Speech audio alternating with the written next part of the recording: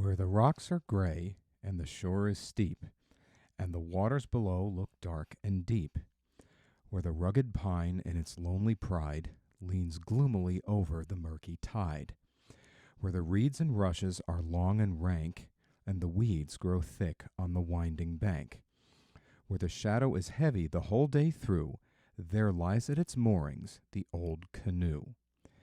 The useless paddles are idly dropped, like a sea-bird's wings that the storm had lopped, and crossed on the railing one or one, like the folded hands when the work is done, while busily back and forth between, the spider stretches his silvery screen, and the solemn owl with his dull too-hoo settles down on the side of the old canoe. The stern half sunk in the slimy wave rots slowly away in its living grave, and the green moss creeps o'er its dull decay, hiding its mouldering dust away, like the hand that plants o'er the tomb a flower, or the ivy that mantles the falling tower, while many a blossom of loveliest hue springs up o'er the stern of the old canoe. The currentless waters are dead and still, but the light winds play with the boat at will, and lazily in and out again it floats the length of the rusty chain, like the weary march of the hands of time that meet and part at the noontide chime, and the shore is kissed at each turning anew by the dripping bow of the old canoe. Oh, many a time with a careless hand I have pushed it away from the pebbly strand, and paddled it down where the stream runs quick, where the whirls are wild and the eddies thick, and laughed as I leaned o'er the rocking side, and looked below in the broken tide, to see that the faces and boats were two that were mirrored back from the old canoe. But now, as I lean o'er the crumbling side, and look below in the sluggish tide, the face that I see there is graver grown, and the laugh that I hear has a soberer tone, and the hands that lent to the light skiff wings have grown familiar with sterner things. But I love to think of the hours that sped, as I rocked where the whirls their white spray shed, ere the blossoms waved, or the green grass grew, or the mouldering stern of the old canoe. Sweet and low, wind of the western sea. Low, low, breathe and blow, wind of the western sea. Over the rolling waters go, come from the dying moon and blow. Blow him again to me, while my little one, while my pretty one, sleeps. Sleep and rest, sleep and rest. Father will come to thee soon. Rest, rest on mother's breast. Father will come to thee soon. Father will come to his babe in the nest. Silver sails all out of the west, under the silver moon. Sleep, my little one. Sleep, my pretty one. Sleep. The gentian was the year's last child, born when the winds were hoarse and wild, with wailing over buried flowers, the playmates of their sunnier hours. The gentian hid a thoughtful eye beneath deep fringes, blue and shy, only by warmest noonbeams won to meet the welcome of the sun. The gentian, her long lashes through, looked up into the sky so blue, and felt at home the color there the good God gave herself to wear. The gentian searched the fields around, no flower companion there she found. Upward from all the woodland ways floated the aster's silvery rays. The gentian shut her eyelids tight on falling leaf and frosty night, and close her azure mantle drew, while weary winds around her blew. The gentian said, "The world is cold, yet one clear glimpse of heaven I hold. The sun's last thought is mine to keep. Enough. Now let me go to sleep. 3 fishers went sailing out into the west as the sun went down. Each thought of the woman who loved him best, and the children stood watching them out of the town. For men must work, and women must weep, and there's little to earn, and many to keep, though the harbor bar be moaning. 3 wives sat up in the lighthouse tower, and trimmed the lamps as the sun went down. They looked at the squall, and they looked at the shower, and the night rack came rolling up ragged and brown. But men must work, and women must weep, though storms be sudden and waters deep, and the harbor bar be moaning. The stately homes of England, how beautiful they stand, amidst their tall ancestral trees, o'er all the pleasant land. The deer across their greensward bound, through shade and sunny gleam, and the swan glides past them with the sound of some rejoicing stream. The merry homes of England, around their hearths by night, what gladsome looks of household love meet in the ruddy light. There woman's voice flows forth in song, or childish tale is told, or lips move tunefully along some glorious page of old. The blessed homes of England, how softly on their bowers is laid the holy quietness that breathes from Sabbath hours. Solemn yet sweet, the church bell's chime floats through their woods at morn. All other sounds in that still time of breeze and leaf are born. The cottage homes of England, by thousands on her plains, they are smiling o'er the silvery brooks, and round the hamlet fanes. Through glowing orchards forth they peep, each from its nook of leaves, and fearless there the lowly sleep, as the bird beneath their eaves. The free fair homes of England, long, long in hut and hall, may hearts of native proof be reared to guard each hallowed wall. And green forever be the groves, and bright the flowery sod, where first the child's glad spirit loves its country and its God. 'Twill all be the same in 100 years. What a spell word to conjure up smiles and tears. Oh, how oft do I muse mid the thoughtless and gay on the marvelous truth that these words convey. And can it be so? Must the valiant and free have their tenure of life on this frail decree? Are the trophies they've reared and the glories they've won only castles of frostwork confronting the sun? And must all that's as joyous and brilliant to view as a midsummer dream be as perishing too? Then have pity, ye proud ones, be gentle, ye great.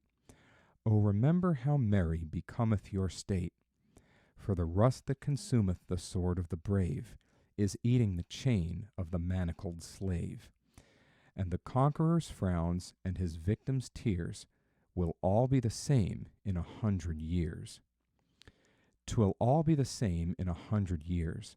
What a spell word to conjure up smiles and tears.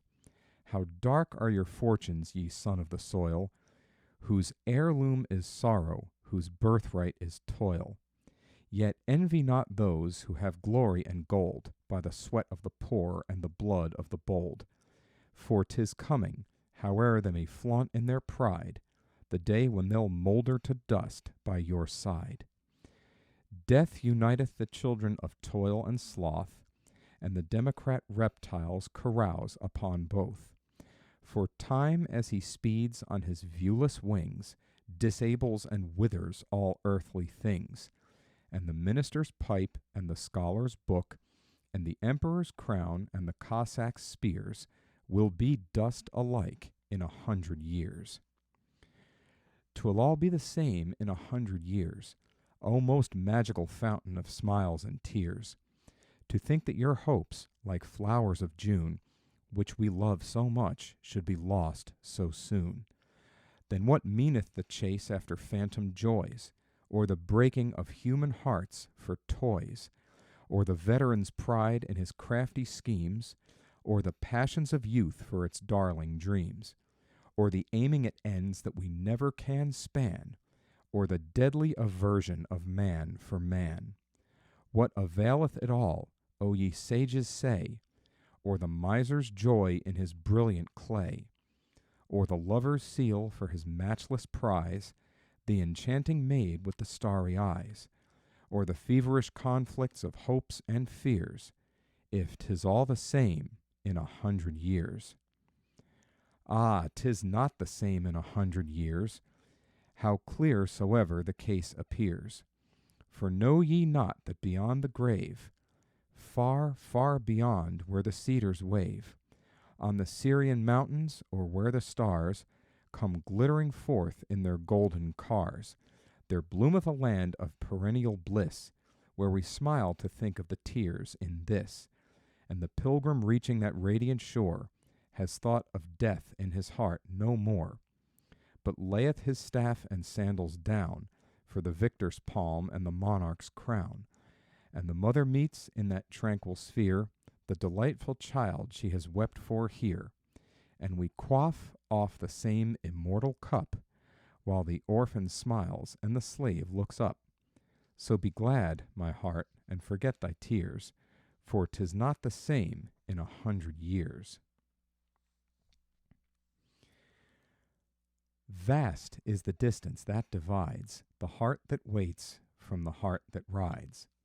But love is swift, and love is wise, and pain is sharp when 'tis love that dies. Room for the flying train, make way. Love rides in sublimest state today. Stand firm at your post, brave engineer. Let your heart be strong and your eye be clear.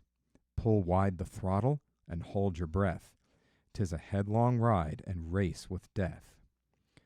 On and on with projectile force, the short, light train holds its sharp, swift course. But that cry of the river back to the sea rings in her ears incessantly. The wheat fields bending beneath the sky on the Jersey farms go hurrying by. The curves are rounded one by one. When the first long stage of the journey done, the flying train in its passage there spurns the sluggish course of the Delaware. The ponderous engine rocks and reels, and clutches the track with its driving wheels.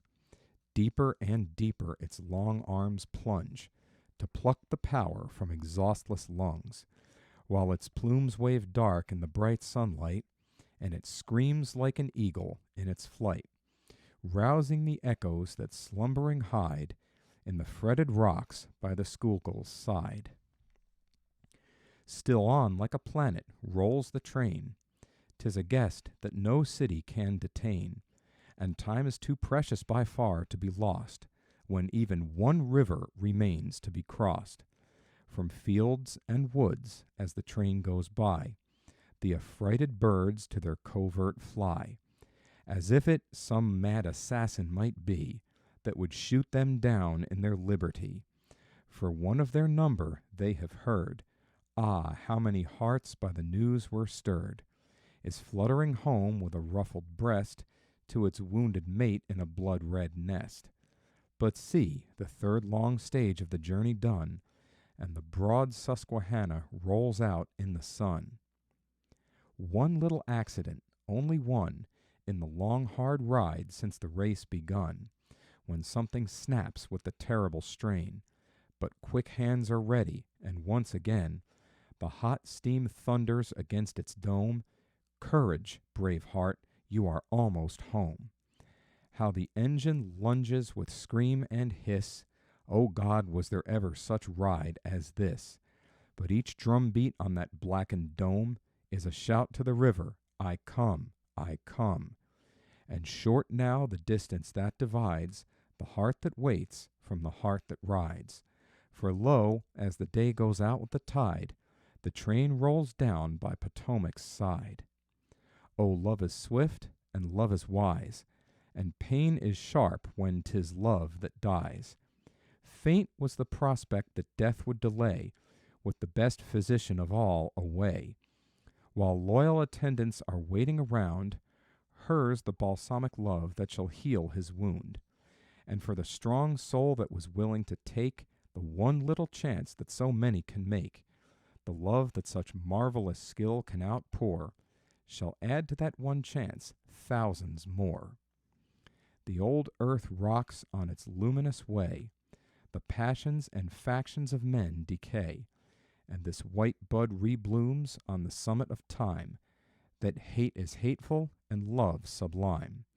Room for the truth to be everywhere sown, that a nation's strong love is a ruler's safe throne. There they grew, and there they stood, together, two and two. And some had hearts like a drop of blood, and some like a drop of dew. Down by the mill, through all the summer hours, there they swung and there they swayed, like spots of sunshine over the shade, and over the waters, cold and still, my beautiful, beautiful flowers. And some had slippers of yellow gold, and some had caps of snow, and some their heads held high and bold, and some their heads held low. And so they stood up side by side, meek and mournful and modest-eyed, through all the summer hours. Down in the meadow, gay and green, like bridesmaids standing round their queen, my beautiful, beautiful flowers. Oh, to see them bloom and blush was the sweetest show of shows, the daisy under the lilac bush, and the violet by the rose. Down by the mill, through all the summer hours, some so high and some so low, but all as fair can grow. Down by the water, bright and still, my beautiful, beautiful flowers. Oh, the little maid of the mill that dazzles and deceives, with a head as bright as the daffodil and a hand like the lily leaves. She it is that makes them grow through all the summer hours. They with cloaks of speckled dyes, and they with hoods about their eyes, meek and modest and high and low. She can tell, if tell she will, why they dazzle down by the mill, my beautiful, beautiful flowers. Rock-a-bye baby, thy cradle is green. Father's a nobleman, mother's a queen. Rock-a-bye, lullaby, all the day long, down to the land of the lullaby song. Babyland never again will be thine, land of all mystery, holy, divine. Motherland, otherland, wonderland, underland, land of a time ne'er again to be seen. Flowerland, bowerland, airyland, fairyland. Rock-a-bye baby, thy cradle is green. Rock-a-bye baby, thy mother will keep gentle watch over thy azure-eyed sleep. Baby can't feel what the mother heart knows, throbbing its fear or your quiet repose. Mother heart knows how baby must fight, wearily on through the fast-coming night. Battle unending, honor defending. Baby must wage with the powers unseen. Sleep now, O baby dear, with thy mother near. Rock-a-bye baby, thy cradle is green. Rock-a-bye baby, the days will grow long, silent the voice of thy mother's love song. Bowed with sure burdens the man life must own, sorrows that baby must bear all alone. Thoughts will come soon, and with reason comes pain. Sorrowland, Morrowland, Drearyland, Wearyland. Baby and Heavenland lying between. Smile then in Motherland, dream in the other land. Rock-a-bye baby, thy cradle is green.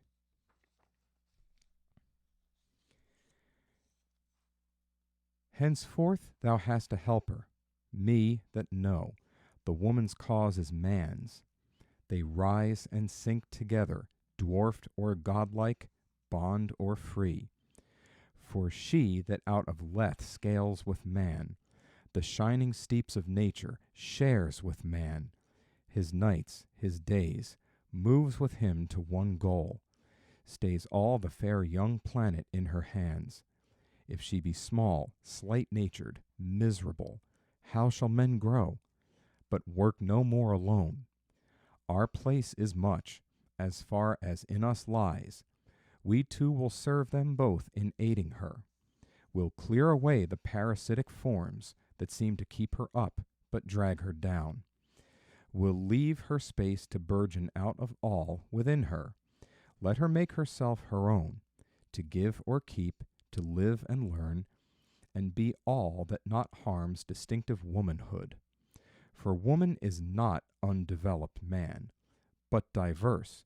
Could we make her as the man, sweet love were slain. His dearest bond is this, not like to like, but like in difference. Yet in the long years liker must they grow, that man be more of woman, she of man. He gain in sweetness and in moral height, nor lose the wrestling thews that throw the world.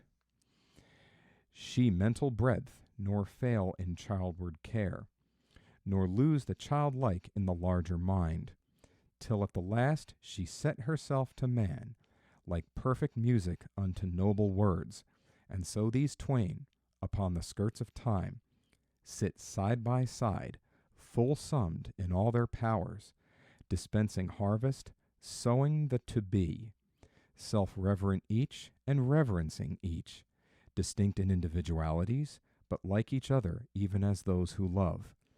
Then comes the statelier Eden back to men. Then reign the world's great bridals, chaste and calm. Then springs the crowning race of humankind. May these things be. Now what hath entered my loved woods, and touched their green with sudden change? What is this last of nature's moods, that makes the roadside look so strange? Who blanched my thistle's blushing face, and gave the winds her silver hair, set goldenrod within her place, and scattered asters everywhere?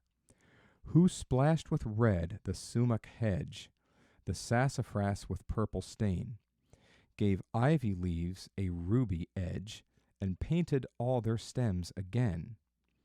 Lo, the change reaches high and wide, hath toned the sky to softer blue, hath crept along the river side, and trod the valleys through and through, discolored every hazel copse, and stricken all the pasture lands, flung veils across the mountain tops, and bound their feet with yellow hands. Is then September come so soon? Full time doth summer ne'er abide, while yet it seems but summer's noon, we're floating down the autumn tide. Above the pines the moon was slowly drifting, the river sang below, the dim sierras far beyond uplifting their minarets of snow. The roaring campfire with rude humor painted the ruddy tints of health on haggard face and form that drooped and fainted in the fierce race for wealth. Till one arose, and from his pack's scant treasure a hoarded volume drew, and cards were dropped from hands of listless leisure to hear the tale anew. And then, while round them shadows gathered faster, and as the firelight fell, he read aloud the book wherein the master had writ of little Nell. Perhaps 'twas boyish fancy, for the reader was the youngest of them all. But as he read, from clustering pine and cedar a silence seemed to fall. The fir trees, gathering closer in the shadows, listened in every spray, while the whole camp, with Nell on English meadows, wandered and lost their way. And so in mountain solitudes, or taken as by some spell divine, their cares dropped from them like the needles shaken from out the gusty pine.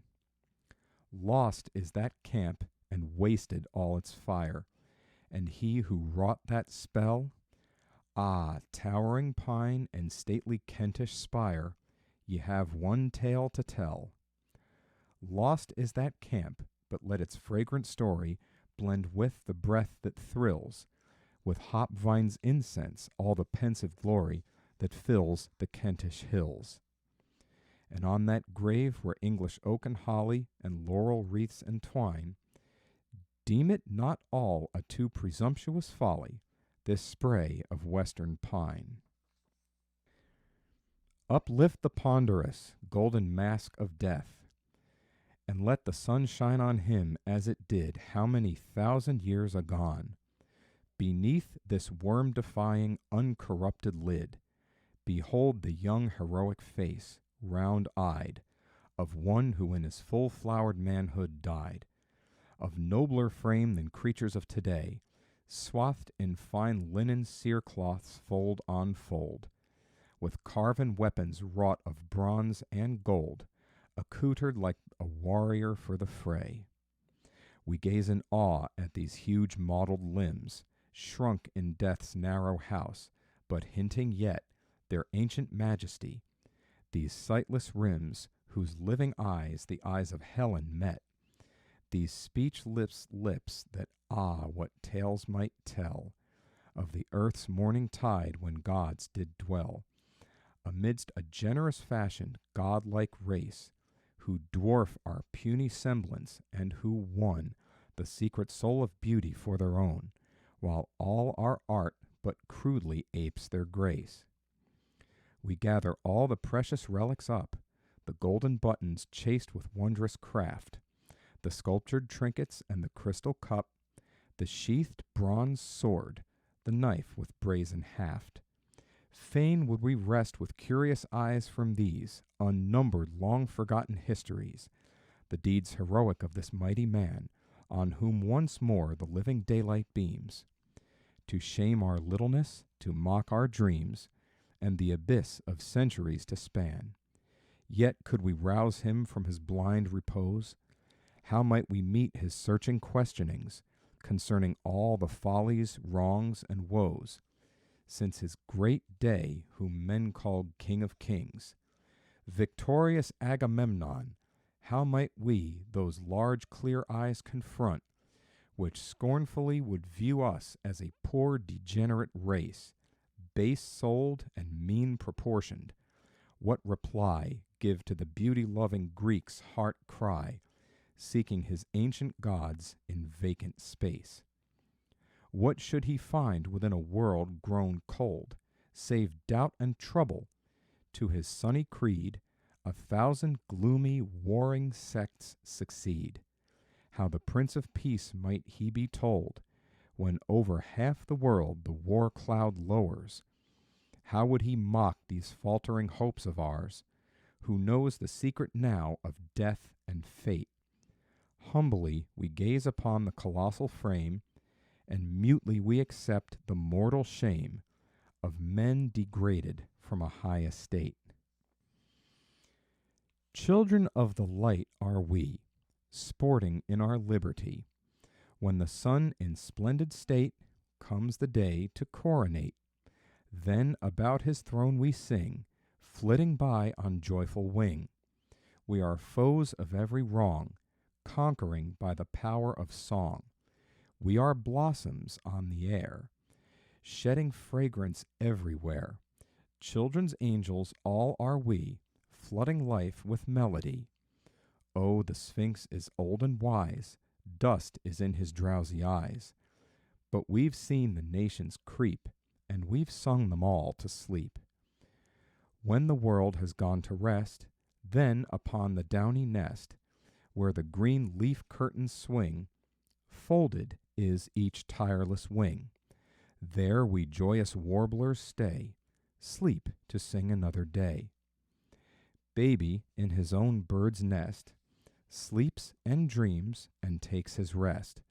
Mother's love and mother's care brood and hover everywhere. When the sun ascends the skies, maybe he will ope his eyes, Sleepy boy, he ought to know. The birds were up an hour ago.